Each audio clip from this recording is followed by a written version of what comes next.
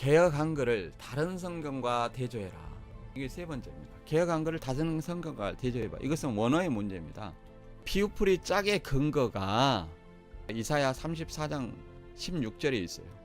그러나 구약의 500년에서 900년 사이에 막소라 학파가 장과 절을, 이 장과 몇 장 몇 절 이걸 달았어요. 그리고 신약은 1220년에 스드반 냉톤이 장과 절을 달았어요.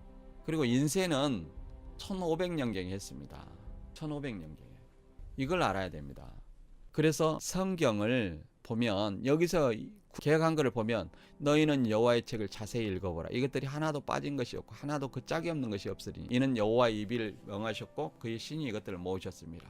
이것은 앞뒤의 문맥을 34년 5절이나 8절 읽어보면 여호와께서 에돔을 멸망시키고 심판하는 말씀입니다. 그런데 이것을 단순히 읽어보면 여호와의 책 성경이다. 성경을 읽어보면 빠진 것이 없다. 빠진 것이 없고 짝이 없는 것이 없다.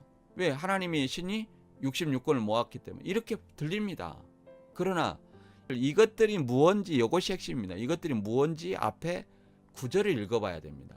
구절을 안 읽어보니까 이것이 뭐 성경의 짝이다 해가지고 이 낱말 짝을 이렇게 맞추는 거예요. 우리가 봤듯이 문맥으로 봐라 했을 때 열처녀 비유에서도 낱말 짝을 맞히다 보니까 좋은 것은 나, 나쁜 것은 다른 사람 하다 보니까 기름 파는 자가 좋게 보여서 자기 하다 보니까 결국은 이만희 파는 자로서 천국에 못 들어가고 또 누구요?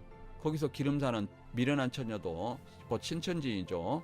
이만희한테 기름 사는 신천지인도 결국은 못 들어가지 않습니까? 그러나 다른 성경을 한번 비유해 보도록 하겠습니다. 이것은 원어를 개역 한글은 중국어 성경을 8년에 번역한 거예요. 그래서 구어, 고어, 한자가 많아요. 그리고 대한성서공회에서는 개역 개정을 낼 때 개역 한글이 72,712곳에 오역이 있다고 이렇게 말한 겁니다. 만든 사람이 오역이 있다는 거예요. 만든 사람이. 그런데 그걸 사용하는 사람이 오역이 없다고 하면 말이 되겠어요? 만든 사람이 제조 공장에서 이걸 사이다라고 만들었는데 마시는 사람이 코카콜라라고 이렇게 마시면 되겠어요? 그걸 홍보하고? 그것은 본질을 왜곡하는 것이다. 그래서 우리는 개역 한글이 정확한 것이 아니라 정확한 것은 원어입니다. 원어. 그럼 우리는 원어를 알 수 없기 때문에 원어를 바로 현대어로 번역한, 새로 번역한 현대어나 새 번역 이런 것을 보면 더 이해하기 쉽게 나와 있습니다. 읽어보면 주님의 책을 자세히 읽어보라. 이 짐승들 가운데 어느 것 하나 빠지는 것이 없겠고 하나도 그 짝이 없는 짐승은 없을 것이다. 주께서 친히 입을 열어 그렇게 되리라고 명하셨고 주님의 영이 친히 그 짐승들을 모으실 것이기 때문이다. 이렇게 세 번역에는 기록되어 있습니다. 그러니 이것은 성경의 짝으로 보이지만 개역 한글은 이건 무슨 짝입니까? 짐승의 짝이라는 거예요. 완전히 180도로 달라진 거예요. 이것이 짐승의 짝이면 성경은 낱말 짝 맞추는 근거가 없어지는 거예요. 또 더 나아가서 구약도 맞소락파가 500년 이전에 장과절이 없었는데 어떻게 몇 장 몇 절이 하고 짜 맞출 수 있습니까? 그 당시에는 인쇄술이나 종이가 발달하지 않아서 짐승 가죽이나 파피루스의 손글씨로 성경을 복사한 겁니다. 카피한 거예요. 이것을 모르고 성경 낱말 짝을 맞추어 가지고 해석하는 것은 문맥을 왜곡하는 것이고 하나님의 뜻을 왜곡하는 거예요. 성경을 오해한 거예요. 성경을 통달한 것이 아니라 잘못된 가라지를 통달하고 있어요. 그 다음에 예레미야 31장 27절의 뜻을 한번 살펴보도록 하겠습니다. 낱말 뜻을 대입해서 읽어봐라. 이게 두 번째 해석 방법에서 우리가 읽어봤지만 사람의 시, 짐승의 시가 진리와 비진리가 아니라는 것을 알았습니다. 뭐 그래도 신천지는 이것을 계속 사용하죠. 왜 그러냐면 마태 13장 24절에서 30절에 예언의 말씀에 진리와 비진리를 대체할 만한 마땅한 구절이 없기 때문에 그것을 수많은 사람들이 이거 잘못됐다고 얘기를 해도 어거지로 계속 사용하고 있습니다. 그러면 이것을 개역 한글로 이렇게 나왔는데 다른 성경을 한번 보도록 하겠습니다. 예레미야 31장 27절에는 쉬운 성경을 보면 날이 이를 것이다. 내가 이스라엘과 유다 사람과 가축의 수를 헤아릴 수 없을 만큼 많게 할 것이다.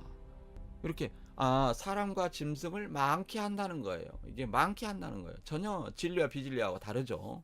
그 다음에 또 예레미야 31장 20절에 NIV 성경을 보면 이 오프스프링은 자손, 새끼, KJV도 씨드로 나와 있습니다.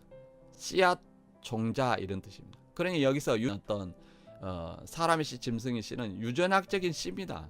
이것은 예레미야 31장 23절에 보면 내가 그 사로잡힌 자를 돌아오게 할 때에 그들이 유다 땅과 그 성읍에서 다시 이 말을 쓰리니 곧 의로운 처소요 거룩한 산이여 여호와께서 내게 복 주시기를 원하. 그러니까 사로잡힌 자를 돌아오게 할 때 내게 복 주신다. 그러면 이것은 에레미야라는 말씀은 이스라엘 백성이 사로잡히게 돌아오게 할 때 쉽게 말해서 BC 587년에 바벨론에 사로잡아가고 70년 후에 다시 돌아왔을 때에 복 주시는 내용을 예언한 말씀이에요. 그래서 에레미야는 포로 전에 선지자고 에스겔이나 다니엘은 포로기 선지자고 그 다음에 에스라 느헤미야는 포로 기한 때의 선지자입니다. 그럼 이 말씀을 통해서 다시 한번 보면 에레미야 31장 23절의 말씀처럼 이스라엘 백성이 사로잡힌 자를 돌아오게 할 때라고 말씀하고 있어요. 이것은 BC 587년에 바벨론에 실제로 사로잡아갈 것을 예언한 말씀이요 그대로 이루어졌어요. 또 70년 만에 바벨론 포로 후에 다시 돌아올 때는 1차 기한 스룹바벨, 2차 기한 에스라, 3차 기한 느헤미야를 통해서 기한해서 예루살렘에 성전을 지은 내용입니다. 그걸 예언한 거예요. 그래서 돌아오게 할 때는 내게 복 주시기를 원한다는 거예요. 그냥 돌아왔어요. 전쟁으로 인해서 사람도 잃고 짐승도 잃고 가축이죠. 여기서 지금 들짐승을 얘기하는 것이 아니라 가축의 개념이에요.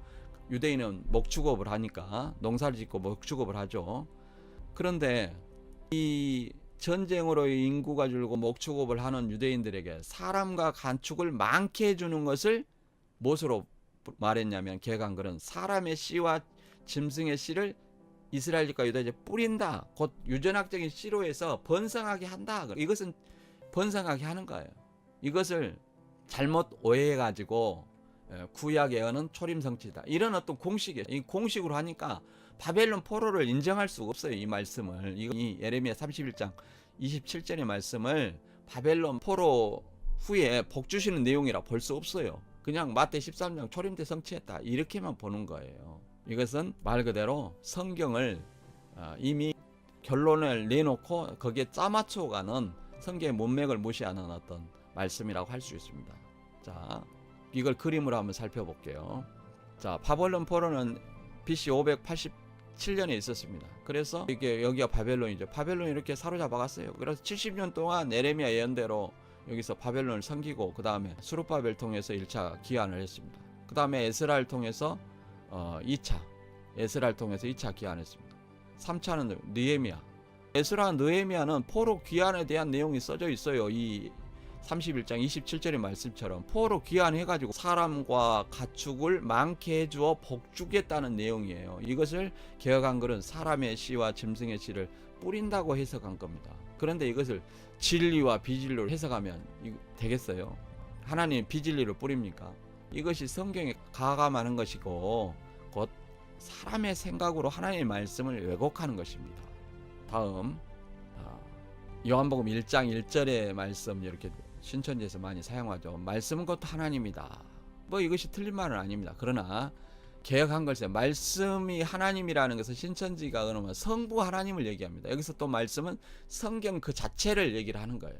성경 그 자체를. 그러면 이것도 개혁한글인데 다른 성경과 대조해 보는 거예요. 원어 해석의 문제죠. 다른 성경과 대조하라는 것은 원어의 참뜻이 뭐냐. 우리가 히브리어 헬라어를 모르니까 히브리어 헬라어를 공부해서 번역을 잘 해놓은 다른 성경들이 있어요.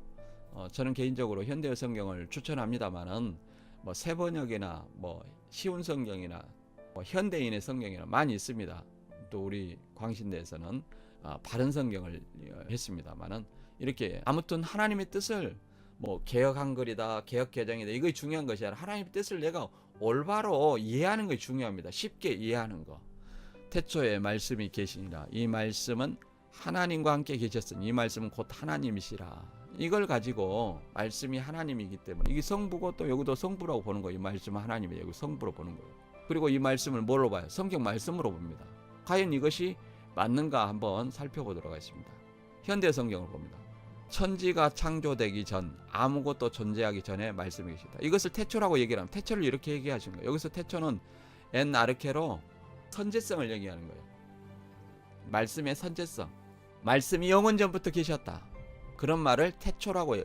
태초에 말씀이 계시니라, 이걸 그렇게 말합니다. 잘 해석이 되어 있죠. 여기서 태초는 창세기의 태초하고 다릅니다. 창세기의 태초는 시작의 개념이지만 여기는 영원 전부터 계셨다는 그 말씀을 얘기를 하고 있습니다. 그래서 잘 설명하고 있잖아요, 현대 성경. 그리고 이 말씀은 성경이 아니라 그리스도시며, 그리스도는 하나님과 함께 계셨다. 여기서 이 하나님이 성부입니다. 성부요 함께 계셨다는 거예요. 그리스도 말씀 되시는 그리스도는 성부와 함께 태초 영원 전부터 계셨다는 거예요. 그분은 말씀 되시는 그리스도는 천지가 창조하기 전부터 계셨다. 그 말씀 되시는 그리스도 그분은 하나님이시다. 그러니까 성부도 하나님이고 성자도 하나님이에요. 뭐 신천지는 이것을 인정하기가 싫겠죠. 왜? 영은 육을 들어서 역사하니까. 그러나 이것이 삼위일체의 개념입니다. 요한복음 20장 28절에도 도마가 대답하여 가로되 나의 주시며 나의 하나님이시다. 예수님을 이렇게 고백을 했어요. 이것이 우리의 고백이 돼야 됩니다. 뭐 예수님은 육체만 있으니까 하나님이 육을 들어서 역사한다, 이렇게 얘기를 하는 것은 예수님을 그냥 단순히 하나의 선지자, 하나의 사람으로 보는 거예요. 사람으로. 그럼 유대인들이 보는 관점하고 거의 유사하지요. 오늘날 누굽니까? 여호와 증인이나 다른 비오프리아는 다른 어떤 교주들도 또 이런 그 예수님이 하나님이라는 사실을 부인 대부분 합니다. 왜? 영이 육을 들어서 역사한다는 이 논리를 가져와야만이 예수님이 구름 타고 교주들한테 온다는 그 논리를 만들 수 있기 때문에 그러는 거예요. 따라서 말씀은 성경이 아니라 그리스도라는 거예요. 자, 이와 같이 성경은 어떻게 주의 뜻을 분별할 수 있는가? 우리가 들어보고 말씀을 분별할 수 있다. 신천지에서도 많이 인용한 구절입니다만은 자신이 장성한 자인지 아직도 어린아이인지, 뭐 기성교에 있을 때는 어린아이였습니다만은 신천지에 가면 장성한 자라고 얘기를 합니다. 그러나 들어보고 꼭 판단해라.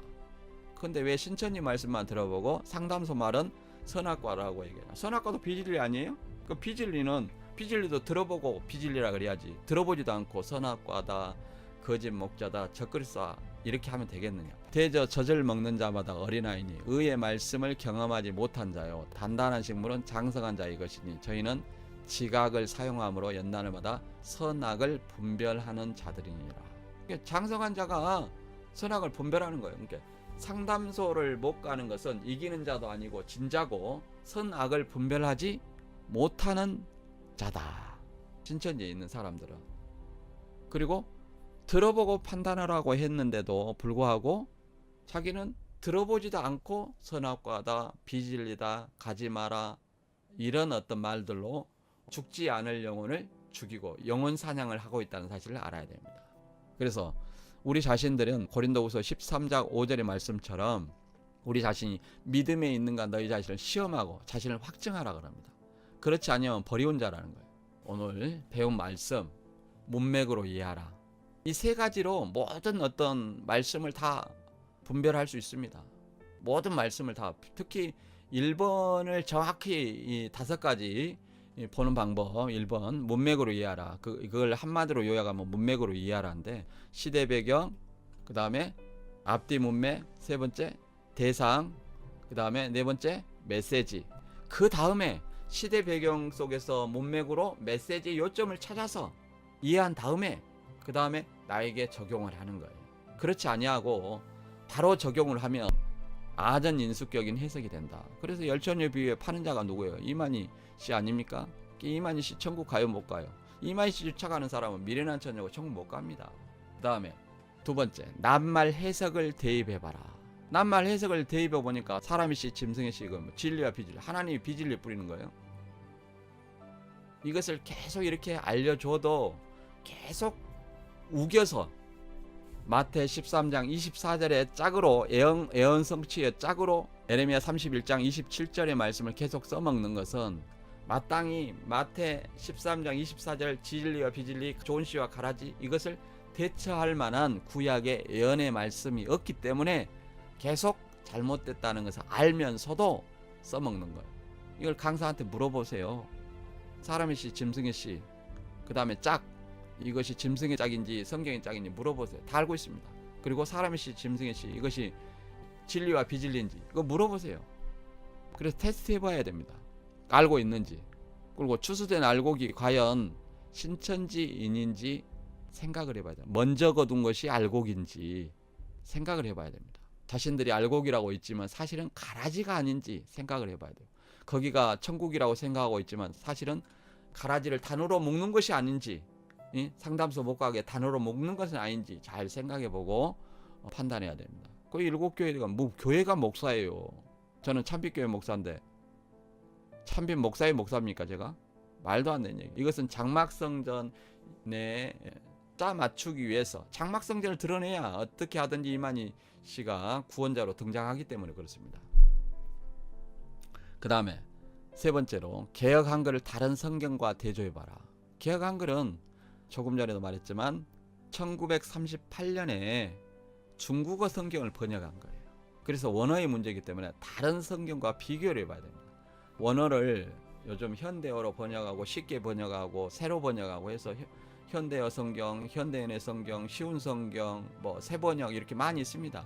그 원어를 우리가 공부 안 해도 그런 다른 성경과 비교하면 원어의 뜻이 무엇인지 분명히 알 수 있습니다. 그래서 짝, 비유의 짝 이거 보니까 성경의 짝인 줄 알았는데 뭐예요? 짐승의 짝이잖아요. 그리고 사람의 씨와 짐승의 씨 이것도 뭐예요? 이스라엘이 사로잡힌 자를 돌아오게 할 때는 사람 씨와 짐승의 씨를 뿌린다. 이런 말이잖아요. 곧 사람과 짐승을 많게 해주겠다 그런 뜻이지 무슨 진리와 비진리를 뿌린다 이런 얘기가 아닙니다. 그리고 말씀이 하나님이다. 예를 들어서 이 말씀이 성경 말씀이고 이 말씀이 성부냐 그것이 아니라 말씀이 말씀되는 그리스도가 성부와 함께 있었고 그 말씀 되시는 그리스도가 곧 하나님이라는 거예요. 성부도 하나님, 성자도 하나님이에요. 삼위일체 개념이 여기서 나옵니다. 여러분들은 이 세 가지를 자세히 보면 이 개념으로 보면 모든 성경을 분별할 수 있습니다. 말씀의 뜻을 잘 분별할 수 있어요. 예를 들어서 누군가가 어떤 성경 해석을 한다. 그러면 대입해서 읽어보세요. 그 모순이 있는지 없는지. 예를 들어서 파루시아를 승천이라 한다. 그럼 승천을 놓고 읽어보세요. 그날과 그때는 승천할 때는 아들도 모르고 천사들도 모르고 오직 아버지만 한다. 그러면 승천이 아무도 몰랐냐? 120명 알았다. 그러면 이것은 잘못된 거예요. 이렇게 마태 24장 대입에 보면 파루시아가 승천으로 해석해서는 문맥에 안 맞구나. 노아 때 노때 같이 인자의 날이 알지 못한다는 거예요. 승천으로 보면 예수님이 떠나갈 때 120명이 다 알았잖아요. 야, 나 간다 하고 갔는데 그것이 파루시아를 승천으로 보면 이해가 되겠어요? 이렇게 우리가 성경을 세 가지 문맥으로 이해하라. 다시 한번 말하지만 낱말 해석을 대입해봐라. 개역 한글을 다른 성경과 대조해봐라. 근데 제가 추천한 것은 현대어 성경을 개역 한글과 대조해보기를 권합니다. 우리 모두가 예수님을 기다리고 있는 신앙인으로서 성경을 올바로 알고 기다리시길 바랍니다. 오늘 말씀 이것으로 마치겠습니다. 우리 자신을 위해 지금 진실을 확인해 보세요. 데우스TV 신천지 문제 상담소와 참빛교회는 신천지 탈퇴자와 피해자 가족의 연합을 통하여 치유와 회복을 이루고자 하는 비전을 가진 교회입니다. 데우스TV 신천지 전문 상담소에 대한 후원과 기도는 이단 대처와 예방을 위해 사용되며 작은 후원과 기도는 큰 힘이 됩니다. 주님의 뜻에 동참한다면 구독, 좋아요, 알람으로 공유해 주세요.